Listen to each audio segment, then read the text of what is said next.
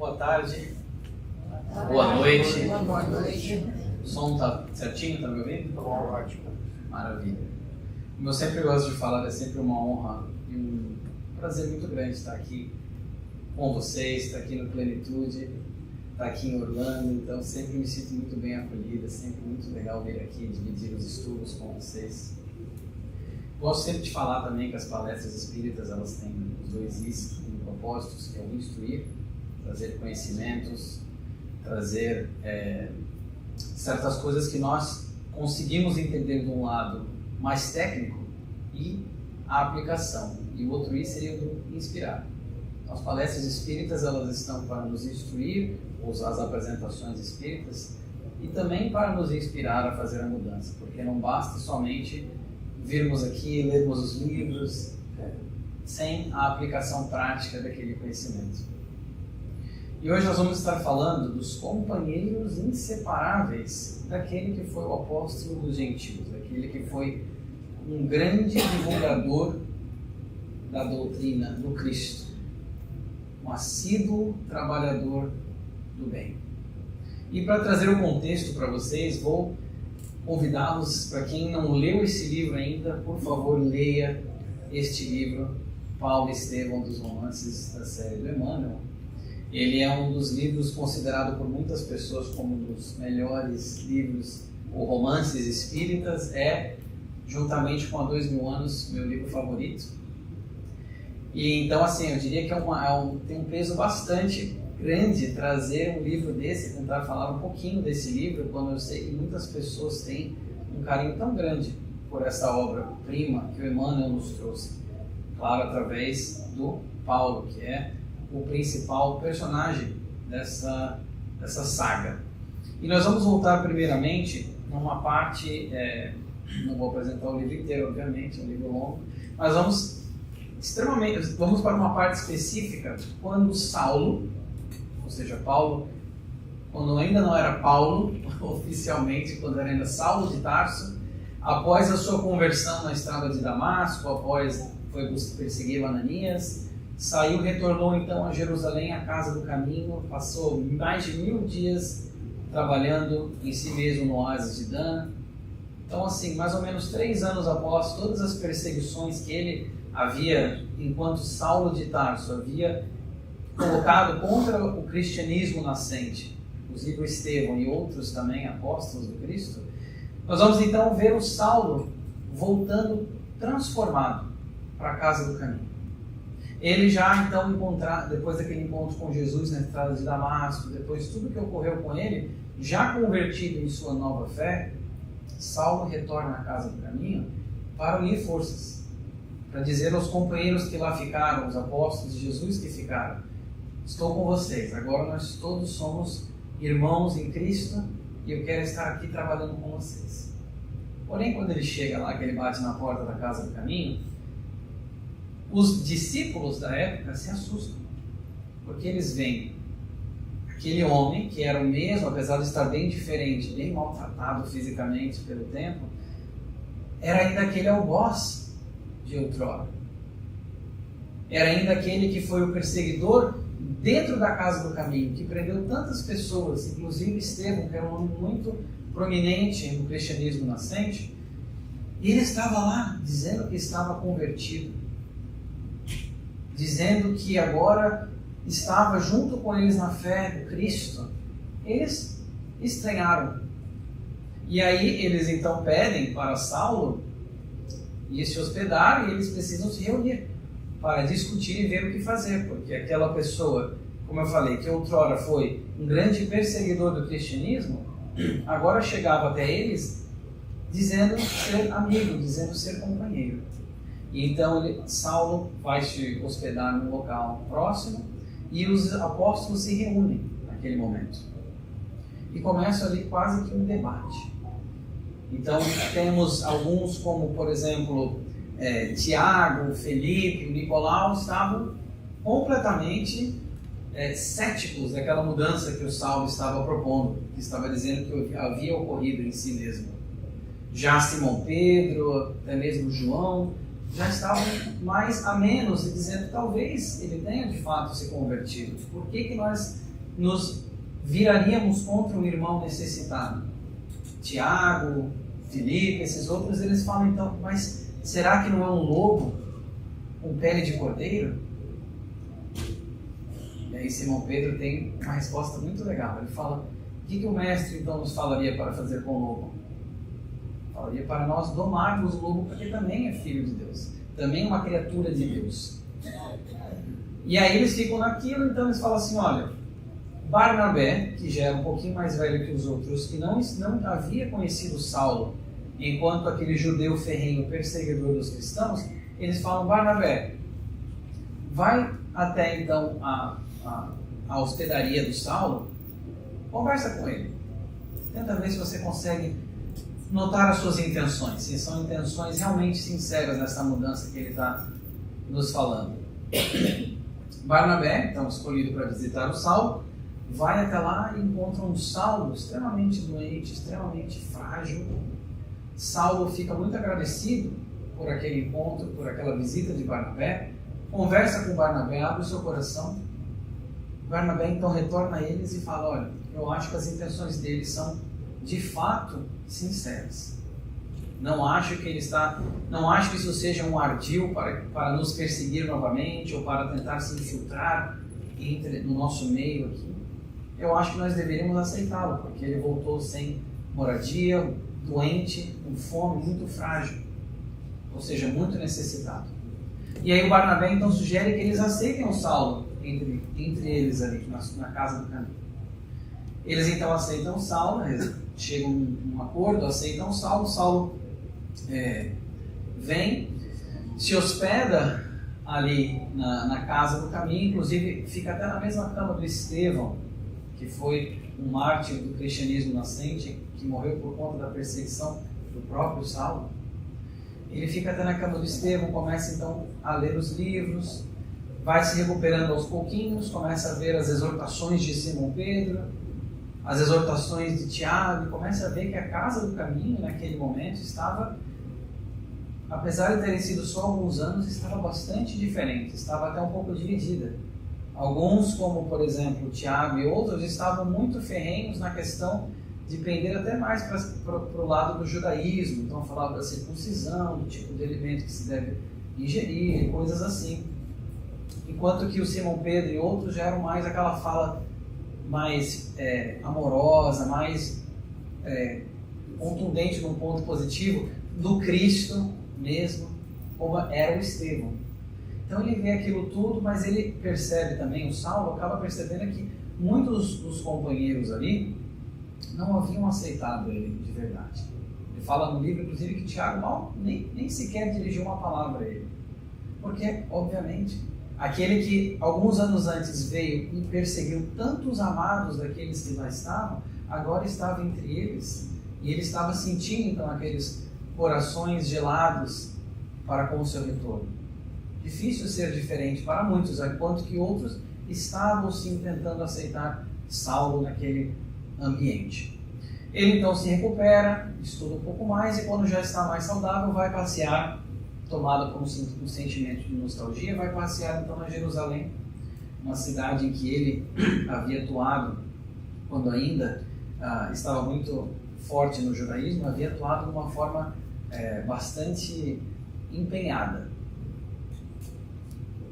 Ele então começa a caminhar pelas ruas, começa a ver locais antigos, ele vê inclusive o Sinédrio, que ele foi tão importante naquele momento passado. Não entra no Sinédrio, mas quando chega na sua sinagoga, ele entra. E aí ele vai lá na sinagoga, ele entra, as pessoas já começam a olhar para ele meio torto, já começam a cochichar, já começam a apontar, e ele ouve as pessoas com aquele escárnio, falando, olha, esse aí, olha como é que ele está. E esse é um dos que está enfeitiçado por o carpinteiro nazareno. Esse aí ele perdeu a noção de tudo, porque ele havia, a notícia da sua conversão ao cristianismo nascente, aceito no Cristo nascente, havia já se espalhado. Então aquelas pessoas na sinagoga sabiam disso.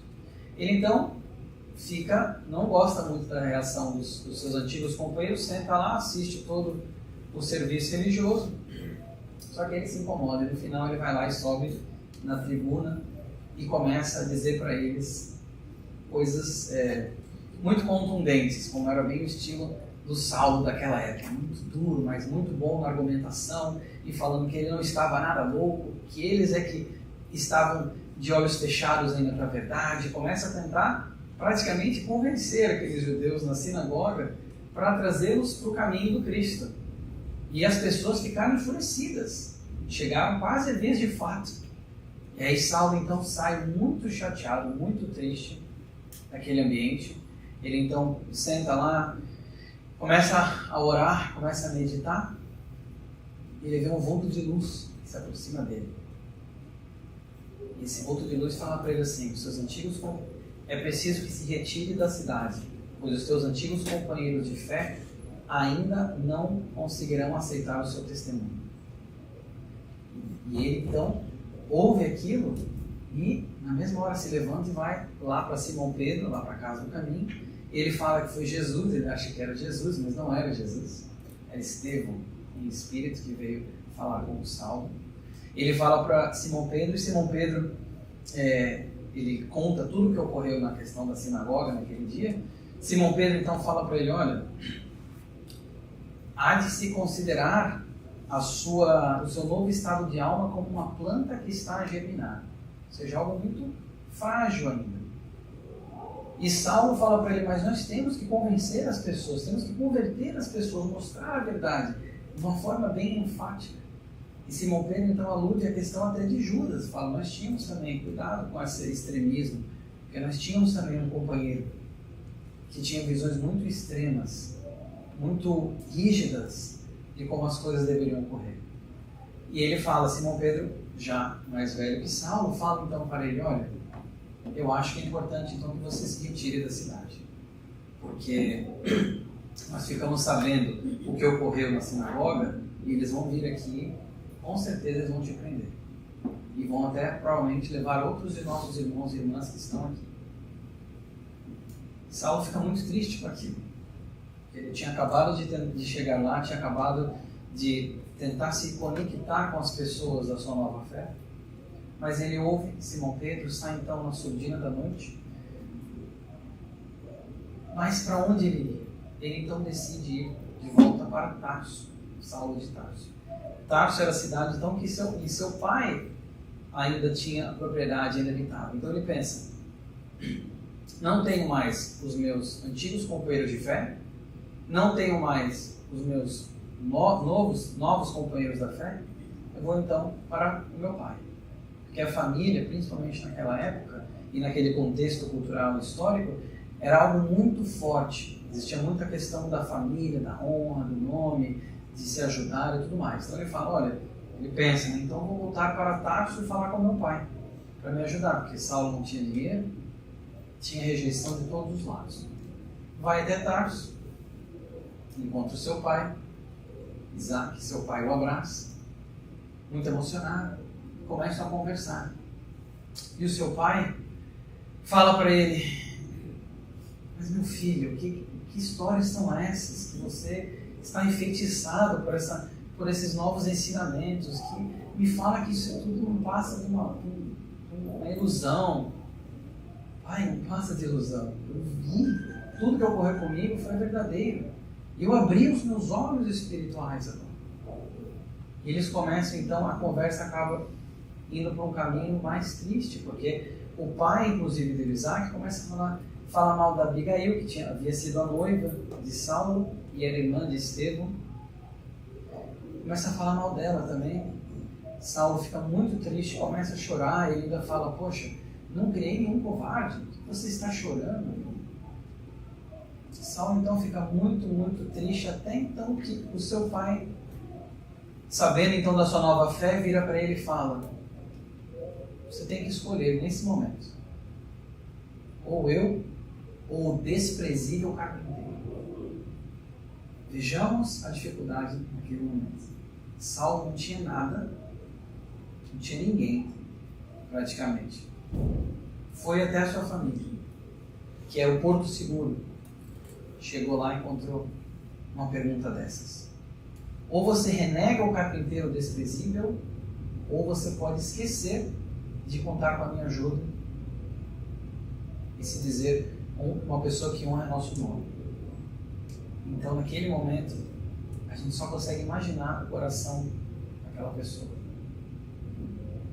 Ele então percebe, nota e pensa para ele mesmo que o seu pai não estava ainda pronto. E ele fala, não tem como abnegar da verdade, não tem como renegar a verdade, não tem como deixar de lado aquilo que eu já vi e que eu já vivi. Então ele decide ficar com o Cristo. Seu pai então se retira, ele vai se retirar da propriedade do seu pai ainda manda um serviçal com uma bolsinha de moedas para dar para ele, porque viu que ele estava muito mal, inclusive financeiramente também. Ele até pensa em recusar aquela bolsinha de moedas, por orgulho, como quem diz, eu não preciso nada de você. Porque o seu pai também antes, quando estava naquele momento final, ele fala assim, então eu espero que o seu novo mestre lhe dê o que você precisa, porque eu não vou dar. Mas o pai manda aquela bolsa para ele, ele decide até naquele momento, será que eu aceito ou não? Ele aceita. Aí ele pega então essa bolsinha de moedas, vai até ali na cidade de Tauro mesmo, tem uma refeição leve, mas estava muito, muito angustiado. Precisava de meditação, precisava de oração, precisava entender qual seria o seu caminho agora. Porque o único lugar que ele tinha, não podia mais voltar para Jerusalém, não podia também ficar em Tauro, na sua própria casa. E ele então, muito triste, resolve começar a caminhar no Monte Tauro, que fica no sul da Turquia hoje em dia. Ele encontra uma caverna vazia, resolve chegar lá e se deitar, chora, faz oração, pedindo a Jesus para que ajudasse. E então, nesse momento, ele adormece.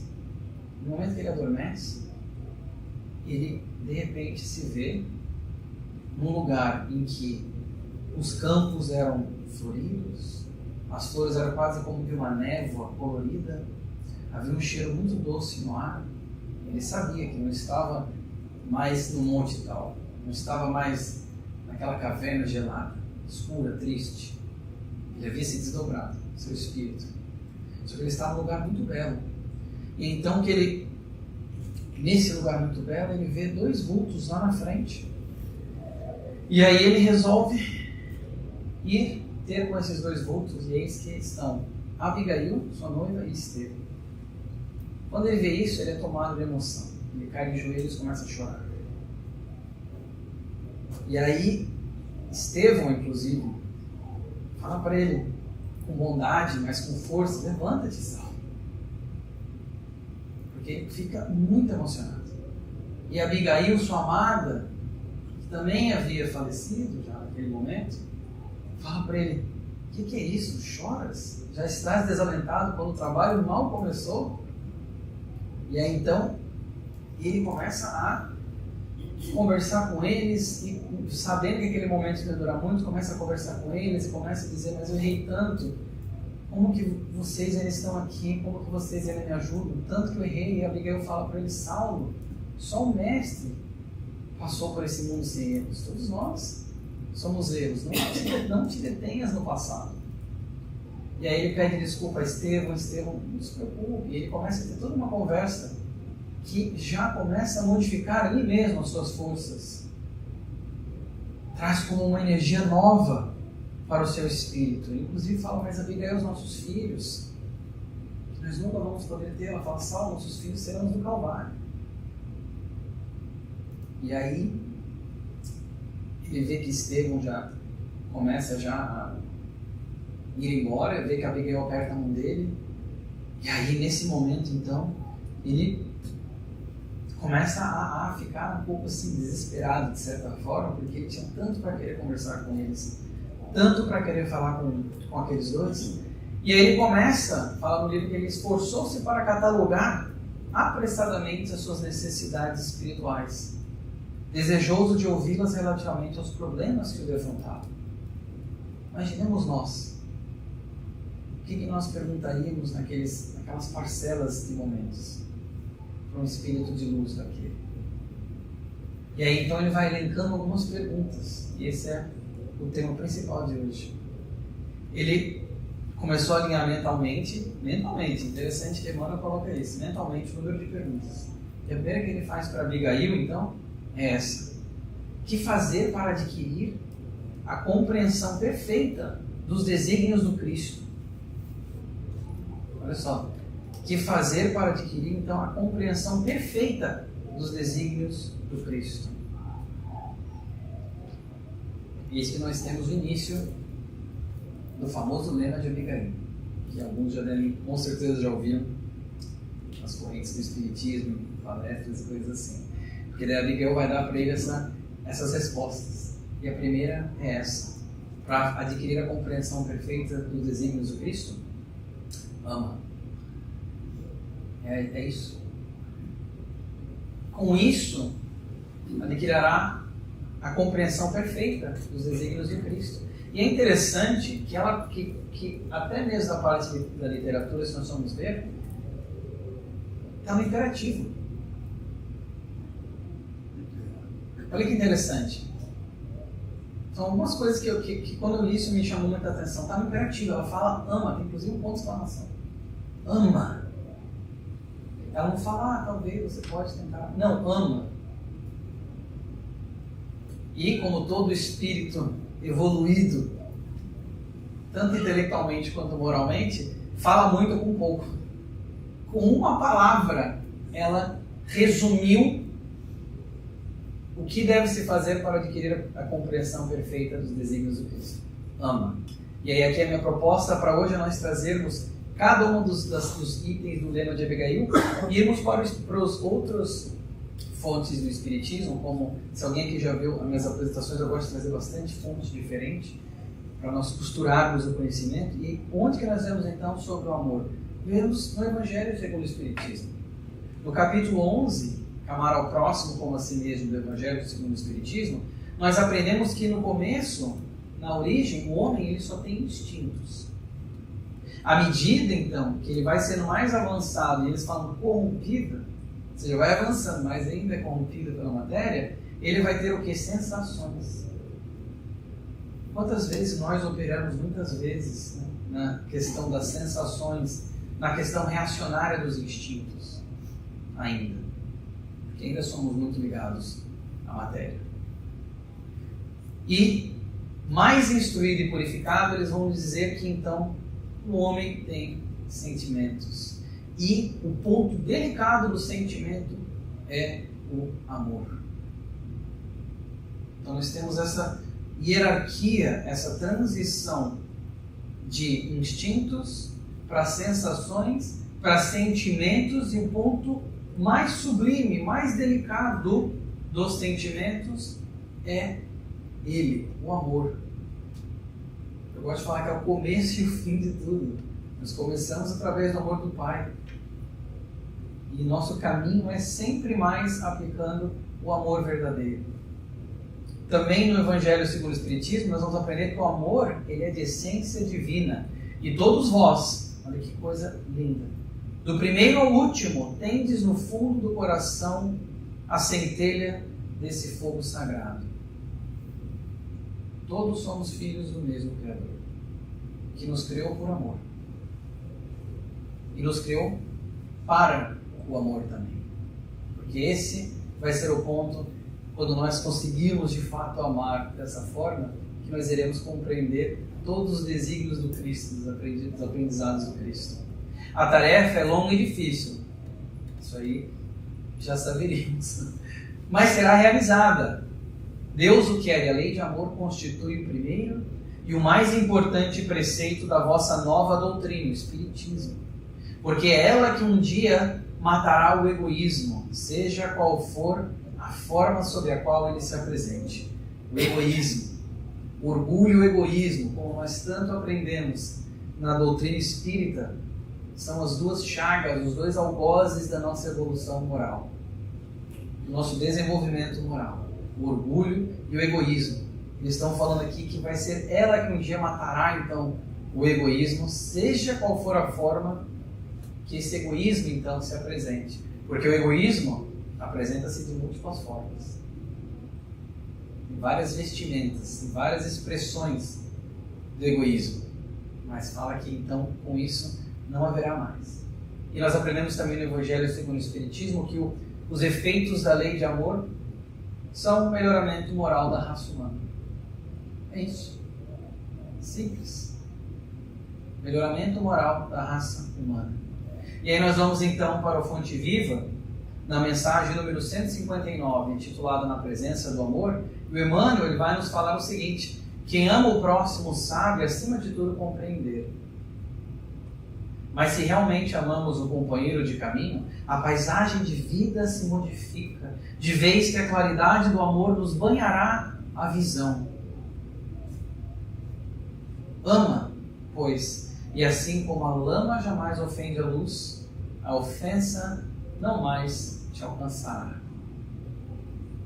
É com o amor que nós conseguiremos, então, ser esse ponto de luz, dividir a nossa luz, e não existe lama que vá ofender a luz. Olha que lindo. Então, o Emmanuel fala justamente isso também, para que nós possamos doar esse amor, possamos sentir esse amor de fato, que essa luz que não se ofende pela lama, algo viscoso, muitas vezes impuro, mais sujo, e a luz é essa coisa pura. A Joana de Ângeles, queridíssima Joana de Ângeles, do livro Amor Imbatível Amor, ela vai nos falar que o amor é substância criadora e mantenedora do universo, constituído por essência divina. É um tesouro que quanto mais se divide, mais se multiplica e se enriquece à medida que se reparte. Olha que coisa maravilhosa. É um paradoxo. Quanto mais se divide, mais se multiplica. E quanto mais repartimos, que teoricamente teríamos menos em termos de quantidade, mais se enriquece. Mais o espírito se torna enriquecido através desse amor compartilhado. Esse tesouro. E é legal que ela coloca a palavra tesouro, porque já nos remete a algo talvez material. Mas quanto mais nós repartimos, dividimos, mais multiplicamos. E ela vai dizer assim, a Joana de Ângeles: assim como o ar é indispensável para a existência orgânica, o amor ele é o oxigênio para a alma, sem o qual ela se enfraquece e perde o sentido de viver. Quantos problemas essa falta do sentido, é um lado muito psicológico da Joana de Ângeles, essa falta do sentido, esse desespero íntimo, que vem quantas vezes por falta do amor?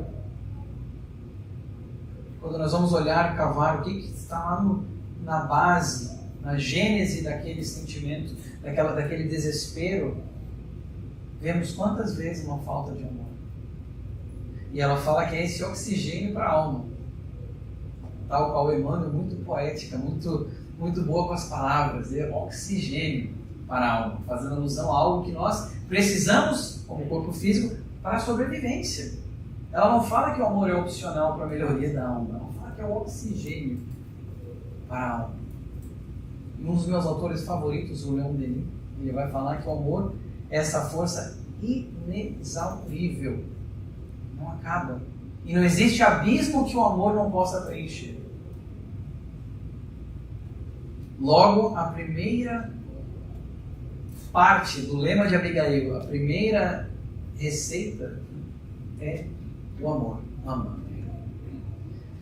Saulo recebe aquilo então e ele se questiona, mas como que eu posso então enriquecer na justiça divina? Jesus nos aconselha a amar os próprios inimigos, mas é muito difícil isso. Como testemunhar a dedicação sem que os outros me entendam, sem o real entendimento daqueles que eram seus oponentes? Como fazer para que a alma alcançasse tão elevada expressão de esforço com Jesus Cristo? E ela vai falar para ele: trabalha. Ou seja, teve já o ama, Agora nós temos o trabalho. Vamos ver sobre o trabalho? O livro Justiça Divina, o Emmanuel, na mensagem número 46, Tarefas Humildes, ele vai dizer: sabes que todos os campeões da fraternidade no mundo nunca se acomodaram à expectação improdutiva.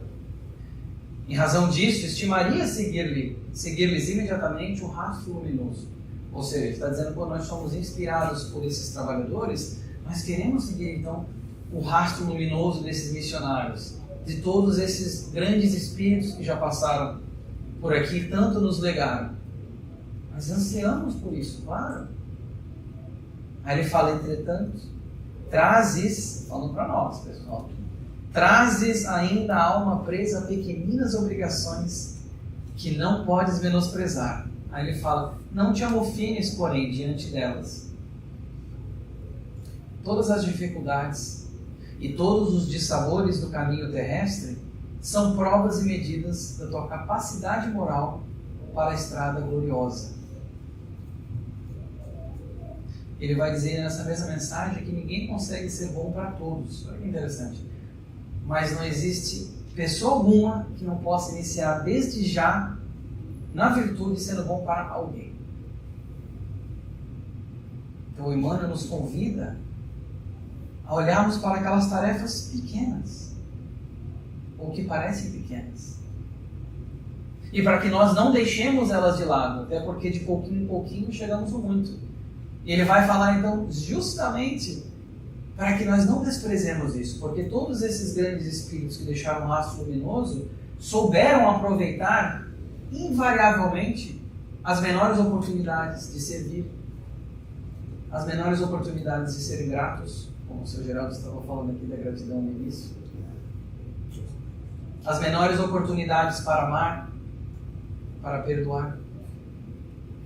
Então ele fala: não se preocupem tanto com o grande, ou se assustem com o grande, foquem no pequeno, não desprezem os pequenos momentos, não desprezem as pequenas oportunidades. Ou seja, o Emmanuel trazendo para a nossa realidade. Até porque ele fala uma coisa linda também, ele fala: água cristalina, pingando de gota em gota, converte o vaso de vinagre em água pura. Água cristalina, pingando de gota em gota, eventualmente converterá um vaso de vinagre em água pura. Mas se nós desprezarmos aquelas gotas, não chegaremos nesse ponto. Aí vamos para o Livro dos Espíritos, então, na pergunta 674, falando aqui sobre a questão do trabalho, ou do trabalho. A necessidade do trabalho é uma lei da natureza. O trabalho é uma lei da natureza. E por isso mesmo uma necessidade. A civilização obriga o homem a trabalhar mais porque aumenta as suas necessidades e prazeres. O trabalho pode até ir mudando muitas vezes de forma ao decorrer dos séculos e dos milênios, mas é trabalho. E eles falam que essa lei, então, da natureza. E aí a pergunta seguinte, eu acho que é uma pergunta sensacional. Eles falam assim: só devemos entender por trabalho as ocupações materiais? Então será que é só aquela ocupação material, só aquilo que me traz algum benefício financeiro? O que será que os espíritos vão responder? Não. O espírito trabalha assim como o corpo. Toda ocupação útil é trabalho. O espírito trabalha assim como o corpo, e aqui essa frase tem um duplo sentido. O trabalho que nós executamos no nosso próprio espírito, mas também o trabalho que nós fazemos quando o corpo não está trabalhando. 1/3 da vida de todo mundo aqui foi passado desdobrado, considerando 8 horas de sono. E essas 8 horas de sono, com certeza, foram 8 horas aproveitadas para um trabalho, seja qual for.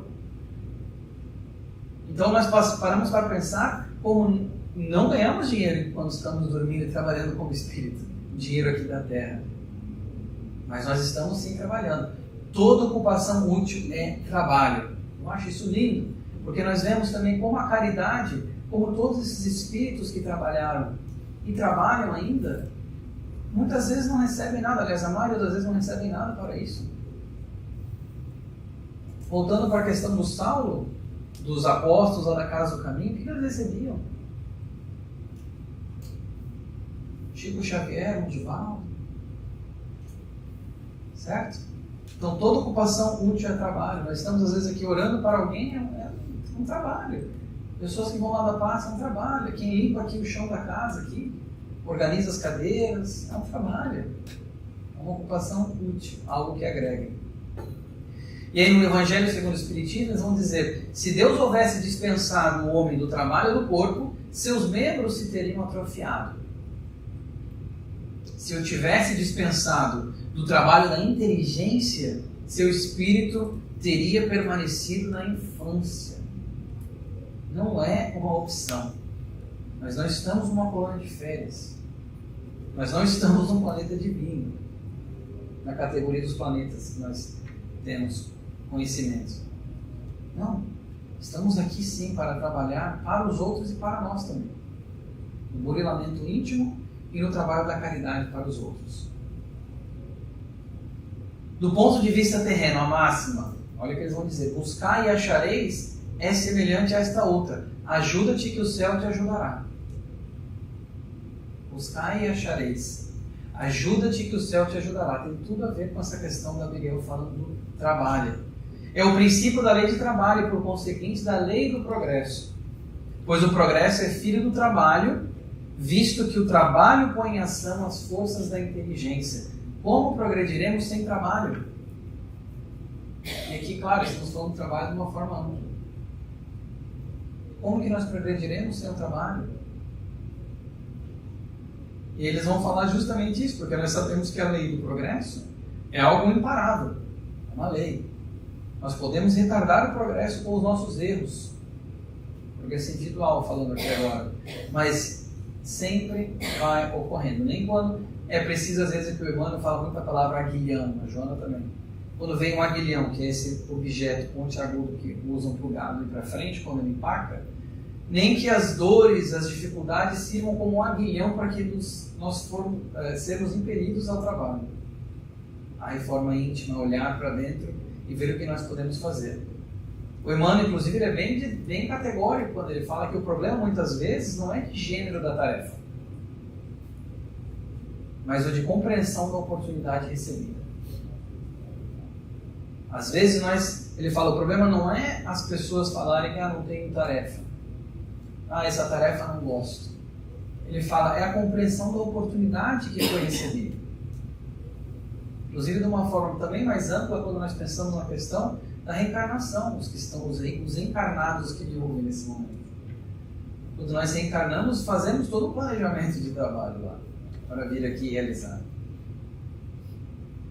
E aí, Saulo então, já naquele momento, vendo que Abigail já ia então começando a se despedir, ele sabia que era necessário realizar o aperfeiçoamento interior. Ele desejava ardentemente fazê-lo, o Emmanuel vai nos falar. Por isso que ele foi para o deserto, ficou mais de 1000 anos, 1000 dias no oásis de Dan. Para ele pode parecer com 1000 anos. 1000 dias no oásis de Dan, trabalhando em si mesmo.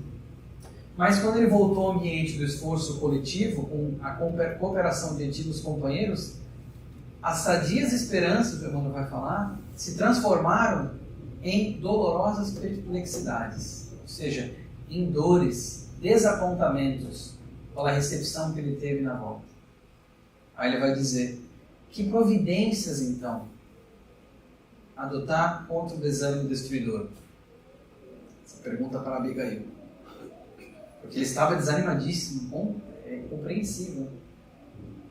Que providências então adotar contra esse desânimo destruidor? Espera. É a terceira palavra do lema de Abigail, a terceira palavra que ela fala para ele. Então, tão importante, espera. E aqui é um adendo linguístico. Na versão em inglês, eu dou essa palestra em inglês também, está traduzido como, o espera está traduzido como hope nonetheless. Eu acho que é interessante essa diferença.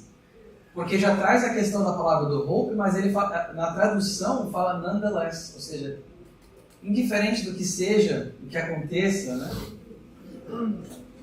Espere. Tenha essa esperança. E essa é a palavra que eu acho no inglês mais interessante quando eles falam hope, nonetheless.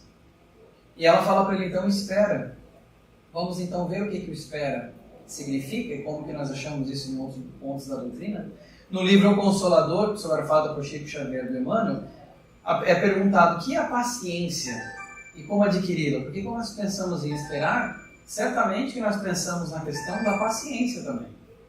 E vai dizer como que nós adquirimos então a paciência, essa virtude tão difícil de ser trabalhada. A verdadeira paciência é sempre uma exteriorização da alma que realizou muito amor em si mesma, para dá-lo a outrem na exemplificação. Muito sábio o Emmanuel nesse ponto.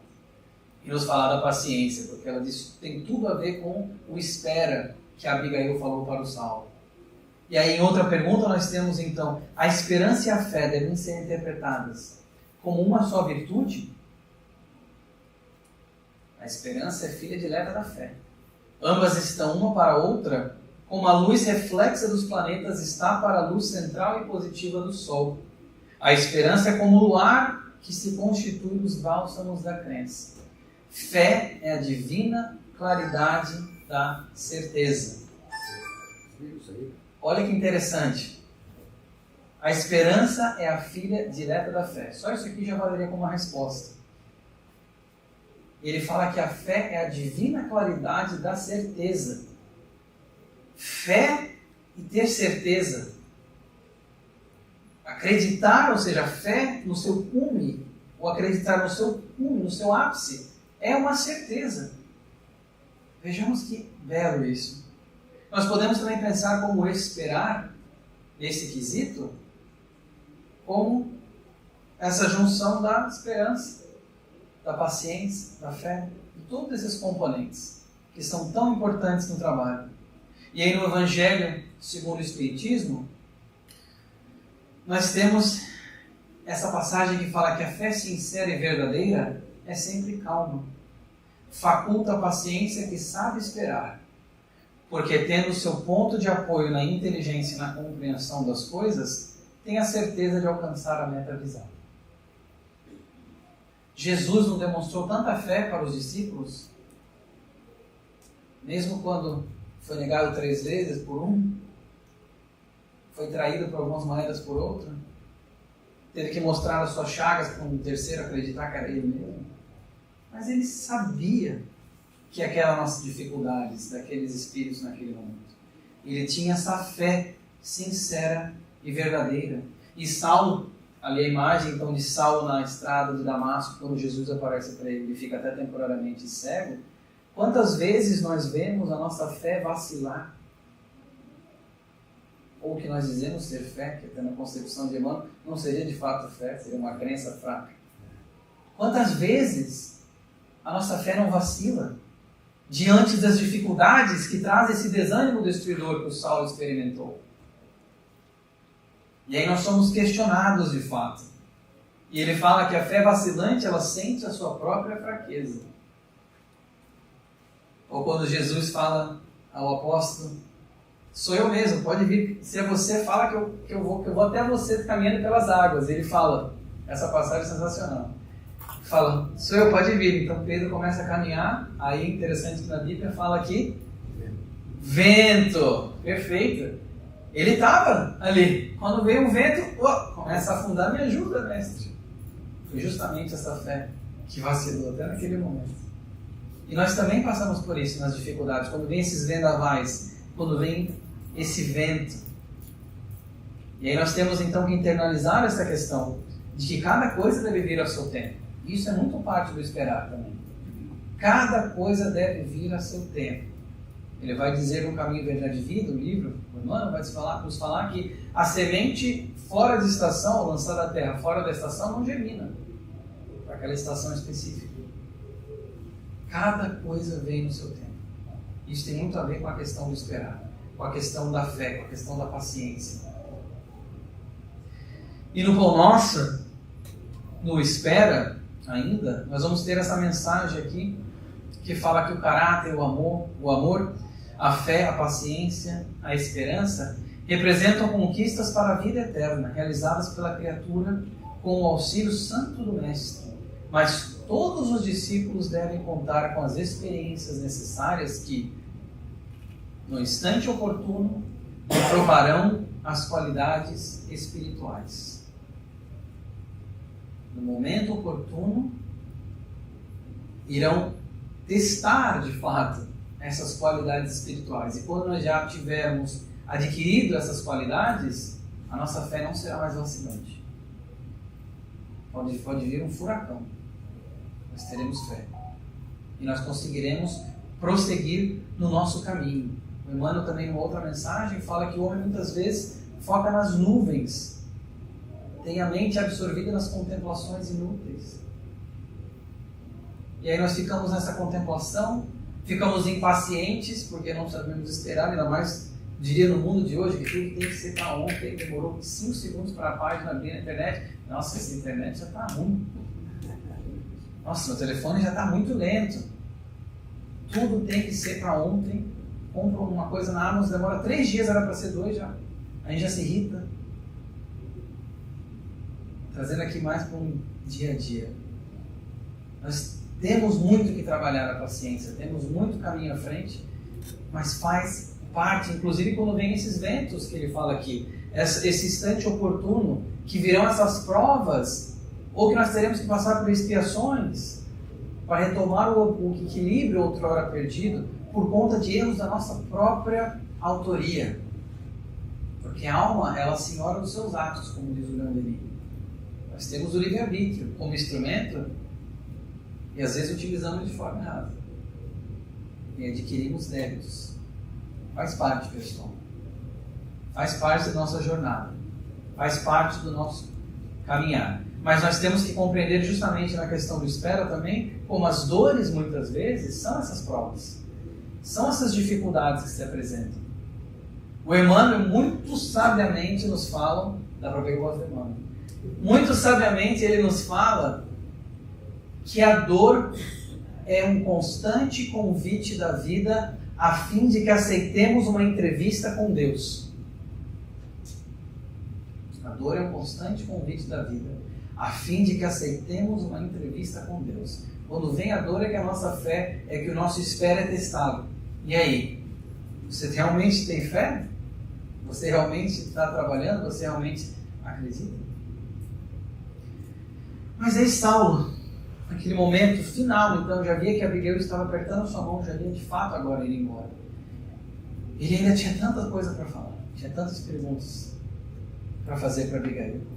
Estava pensando como que os israelitas ainda estavam muito agarrados à lei de Moisés, muito arraigados em costumes ultrapassados de fé e coisas assim, e crenças. Como que então, ele estava pensando nisso, como que então os próprios companheiros do caminho estavam divididos, não era mais o mesmo de quando Estevão estava lá.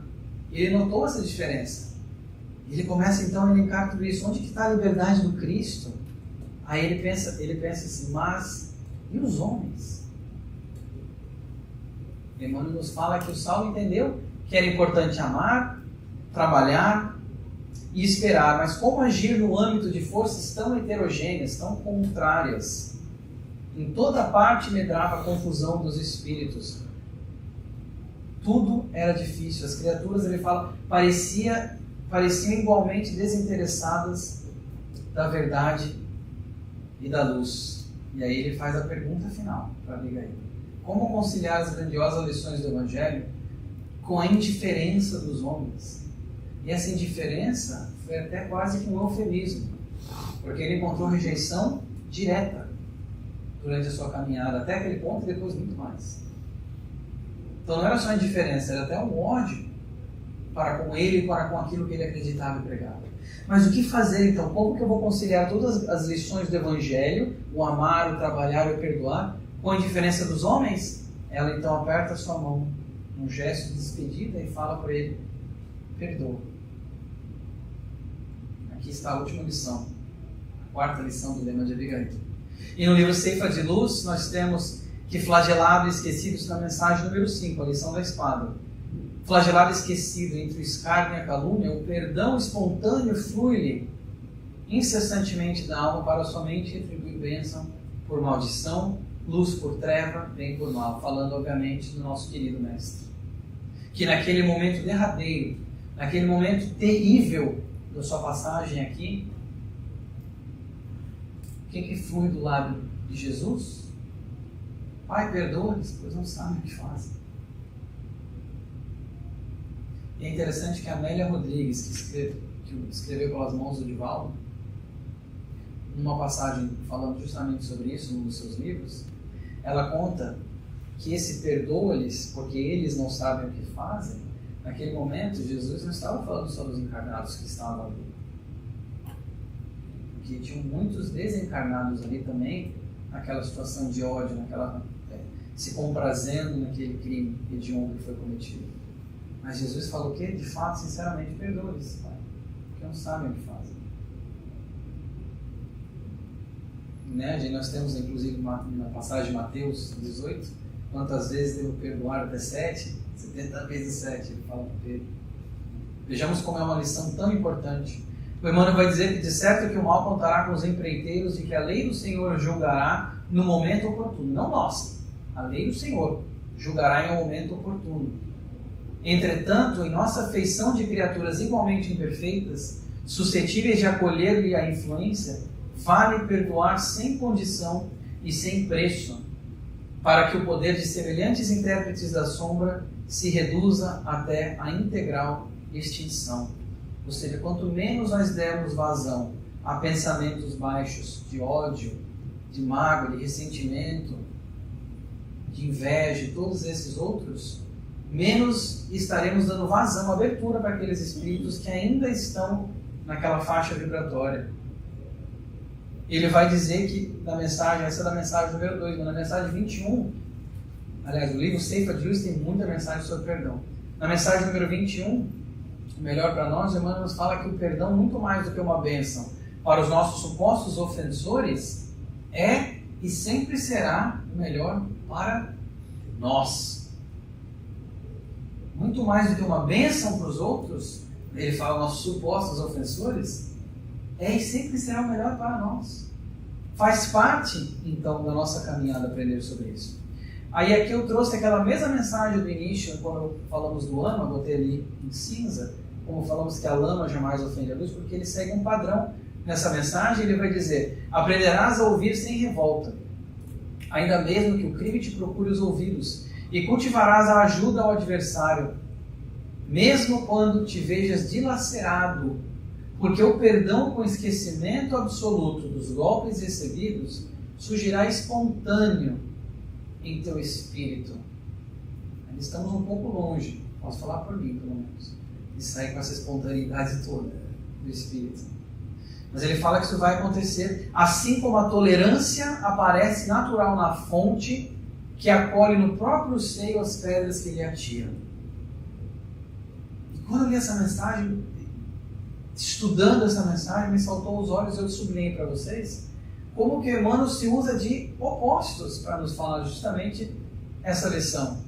A lama e a luz, a fonte com a sua tolerância e as pedras que são atiradas naquela fonte, tentando quebrar a sua pureza e sua tolerância. As pedras, imaginamos algo mais bruto.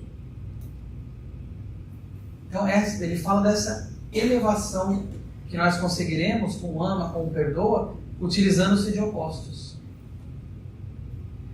E aí eu queria dividir com vocês aqui, mais chegando para o final da nossa conversa, que geralmente quando eu vou montar uma palestra, eu gosto de pego um livro aleatório e ler uma mensagem. Faço uma oração, tenho mais ou menos um tempo, vou abrir uma mensagem. Peguei esse livro Alegria de Viver, que é um livro de Minha Joana de Ângeles, quando eu ia começar essa palestra do Lema de Picaí. Percebam a mensagem que eu abri. Eu sublinhei para ficar óbvio. Ama sem exigência de reciprocidade. Trabalha sem desfalecimento. Ora sem revolta. Serve sem interesse retributivo. Perdoa sem condicionais. E vive confiando, olha aí, espera, na vitória do bem, que nunca te deixará em abandono nem em desgraça, A desgraça decorre do egoísmo, enquanto que a felicidade é fruto do amor. A Joana de Ângeles falando do lema de Abigail. Aí eu pensei, o primeiro slide que eu vou fazer vai ser esse, para essa palestra, porque isso aqui é sensacional. Ela conseguiu resumir toda a palestra numa mensagem. E eu coloquei ali e queria dividir com vocês. Então agora, trazendo aqui para um ponto final, como resumo, vamos dizer, qual que é o lema de Abigail? Aí as perguntinhas eu coloquei aqui. O que fazer para adquirir a compreensão perfeita dos desígnios do Cristo? Ama. Como fazer para que a alma alcance, então, tão elevada expressão de esforço com Jesus Cristo? Trabalha. Que providências adotar contra o desânimo destruidor? Espera. Como conciliar as grandiosas lições do Evangelho com a indiferença dos homens? Perdoa.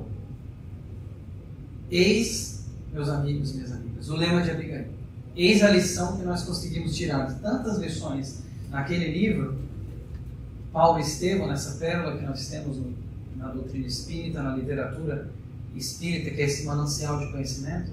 Nós temos justamente o lema de Abigail: o ama, o trabalha, o espera e o perdoa. Lembrando do amor, principalmente, como permeando todos esses outros três. Eu trouxe aqui uma mensagem psicografada que fala sobre isso. Um pedacinho dela, na verdade. Trabalhar sem amor é fazer-se escravo inconsciente. Esperar sem amor é cultivar fé incoerente. Perdoar sem amor é movimentar o ar somente. E nenhum desses engrandecerá a alma verdadeiramente.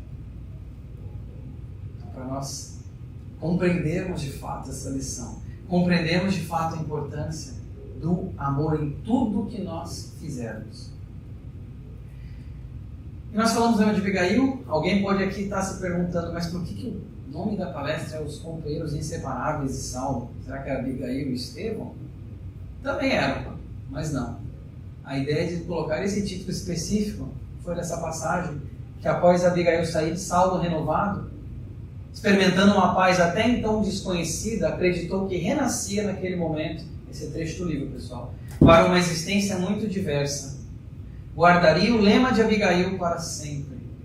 O amor, o trabalho, a esperança e o perdão seriam os seus companheiros inseparáveis. E foram, para Paulo, o apóstolo dos gentios, grande divulgador, grande trabalhador da doutrina real do Cristo.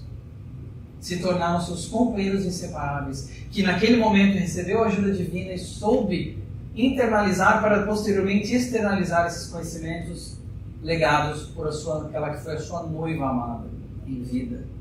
Então a minha proposta para nós todos é que, tal qual Paulo, nós também tenhamos como nossos companheiros inseparáveis o amor, o trabalho, a esperança e o perdão. Muito obrigado, que nós todos tenhamos uma semana iluminada.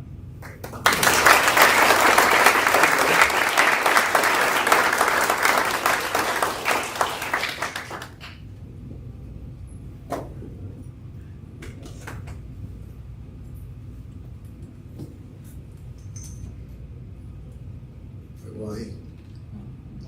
Acho que nós sairemos daqui bem diferentes. É o que precisávamos todos. Até porque estamos também necessitando fazer um exercício de fortalecimento da nossa fé, porque estamos passando momentos difíceis no mundo inteiro. Quem vivendo com facilidade, as coisas estão apertando para todo lado, e é a fé que nós precisamos ter para atravessar esses momentos difíceis. É uma mensagem como essa, uma palestra como essa, a gente não consegue sair do mesmo jeito, né? A gente cresce. E eu aproveito para pedir a vocês que amanhã, às 18 horas, ao entrar no Plenitude YouTube, quando nós entrevistaremos o Vereza. Por que nós vamos entrevistar o Vereza? Quando o nosso centro era ali atrás, na lixeira, quase posso dizer ali onde ficamos ali atrás, era uma salinha bem pequenininha, cabia poucas pessoas. Nós tivemos momentos incríveis de gente que tinha muita boa vontade, palestrantes de grandeza, que a gente chamava, eles vinham do Brasil fazer palestra. Antes de alugar lá, nós fazíamos palestra na minha casa, que é uma coisa que eu fico olhando as fotos, eu não acredito. O Luiz Mu, Simão Pedro, falando na sala, sem quase ninguém, né? 20 pessoas assim. Quando nós conseguimos alugar aqui atrás, nós chamamos o Carlos Beleza. Eu olhava aquela plateia pequenininha, Beleza fazendo aquela palestra, meu Deus, que desperdício. Porque é um homem, todo mundo conhecia. O Beleza, um espírita, trabalhador de muitos anos, numa casa muito grande no Rio de Janeiro. Eu conheço bem as obras dele, eu conheci em 94, quando a gente ia produzir os filmes dele, as obras escritas. Eu tinha uma instituição financeira, eu ia fazer as captações da lei, credenciar.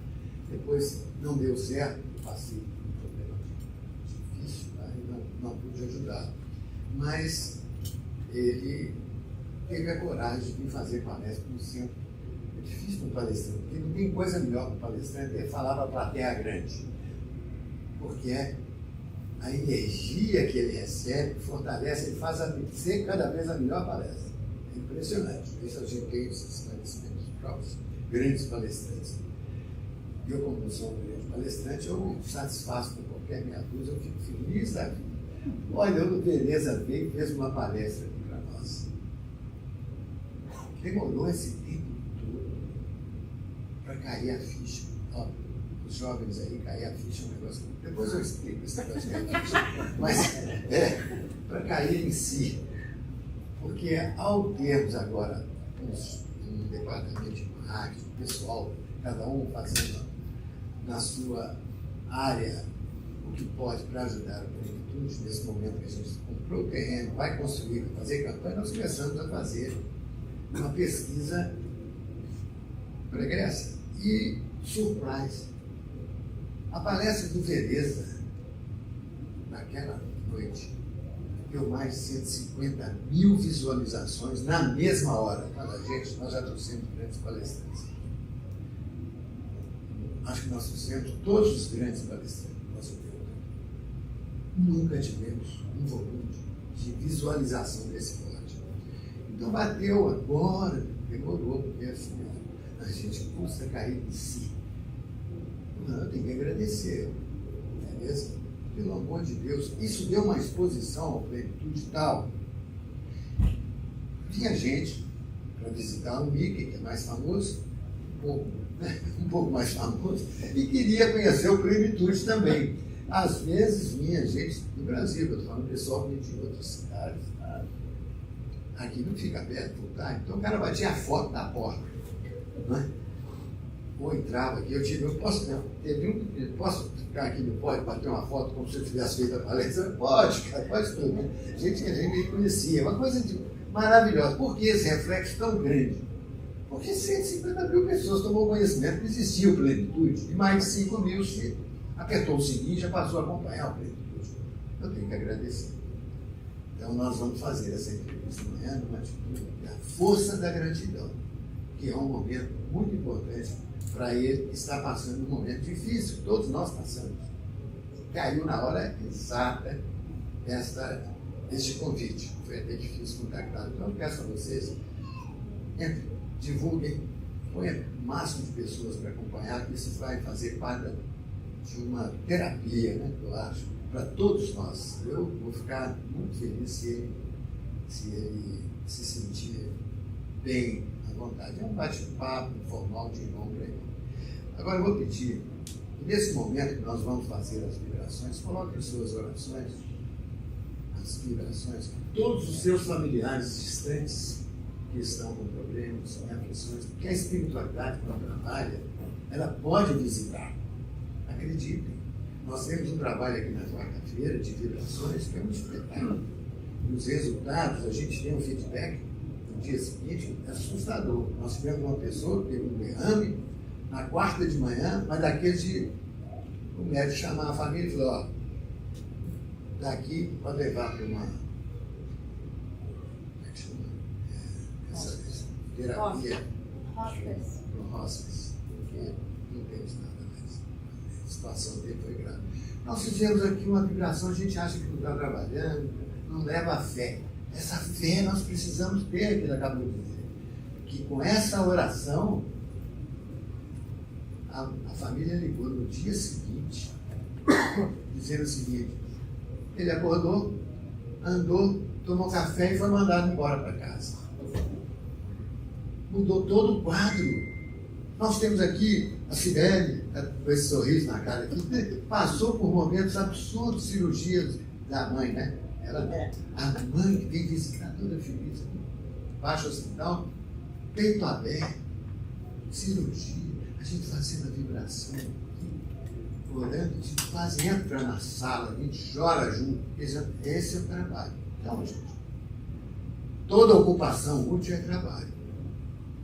Mas a melhor prece é o trabalho do bem. Vem trabalhar com Jesus, amigo? Vem.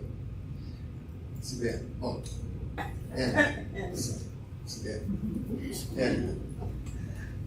Passa a vibração para nós, que nós vamos entrar numa frequência maravilhosa. Depois dessa palestra linda, gratidão, meu irmão.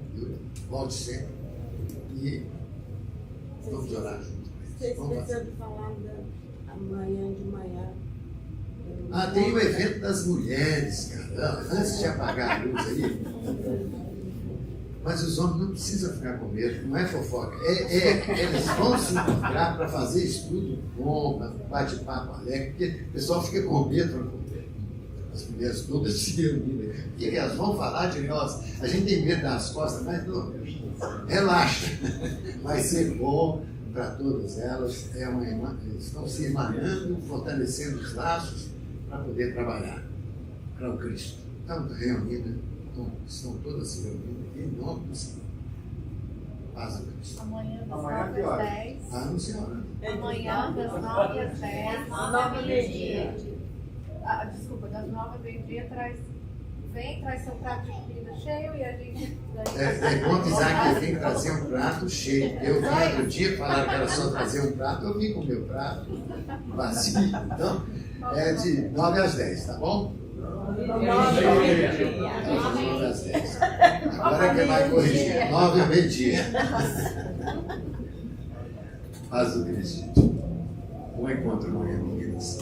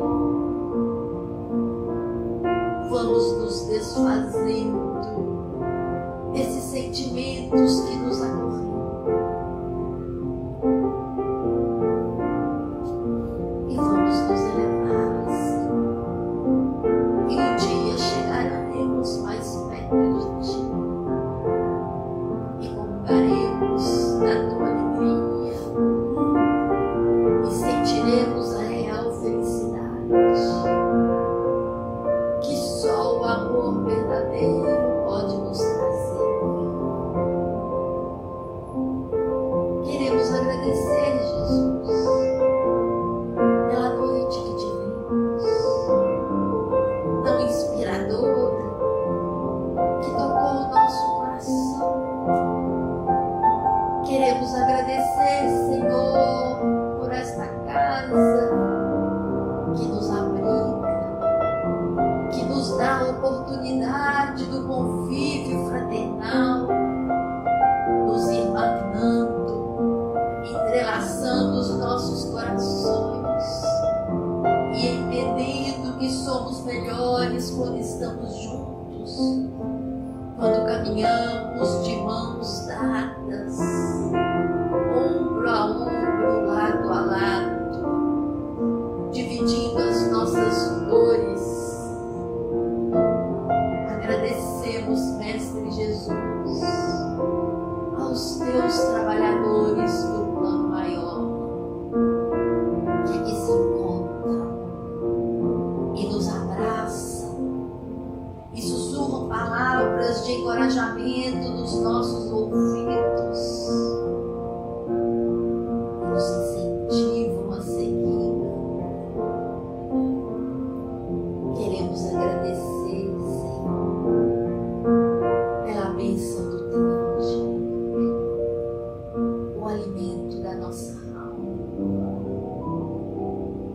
Amado Deus, que essas vibrações que nos envolvem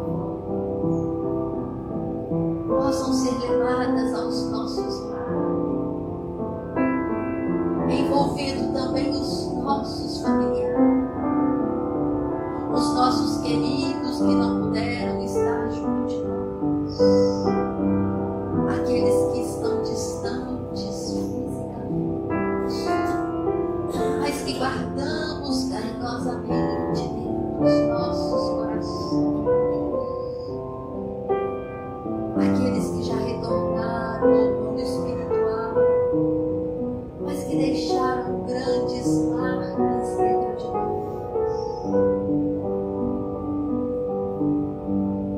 Abençoa, Senhor, aqueles que têm os nomes nos nossos cadernos de vibração, que eles possam ser visitados pelos médicos espirituais e que se renovem na fé, na esperança, que se fortaleçam. Mestre Jesus, como temos graça, que alegria sentimos. E neste momento de comunhão com o plano maior, aproveitamos para fazer aqui no salão o nosso paz e convidamos aos irmãos parceiros a se colocarem à disposição desse trabalho, um trabalho de amor, de doação de si mesmos, dos seus melhores pensamentos, das suas mais sublimes vibrações, emanando a cada um de nós o amor que carregam dentro de si, porque esse amor vai caindo como um bálsamo, envolvendo o nosso corpo físico, mental, espiritual, acerenando os nossos pensamentos, acalmando as nossas dores, nos proporcionando esse